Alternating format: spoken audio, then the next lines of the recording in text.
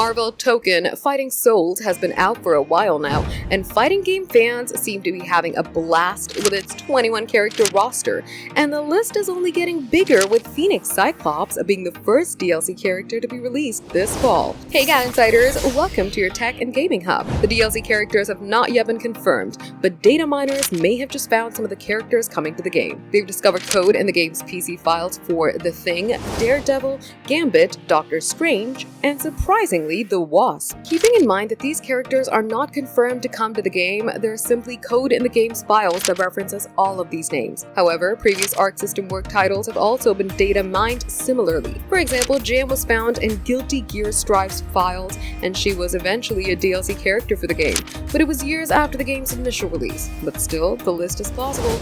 3 of the 5 characters have appeared as fighting game characters in the past, and Daredevil is a popular character, especially after Born Again show on Disney+. Wasp seems to be the oddball for DLC, but the base game roster does include characters that have never been playable in a fighting game before, like Green Goblin, Carnage, and Loki. However, nothing is confirmed until Arc System Works releases official information. Earlier this year, Scarlet Witch was rumored to appear thanks to her character listing on the PlayStation Store, but that didn't happen. Plus, another leak suggests first season of DLC characters other than Phoenix Cyclops would be Nova, Thor, and Silver Surfer. Again, nothing has been officially confirmed. It's impossible to tell how accurate these leaks are, but if history repeats itself, these characters will surely spawn at some point in the game.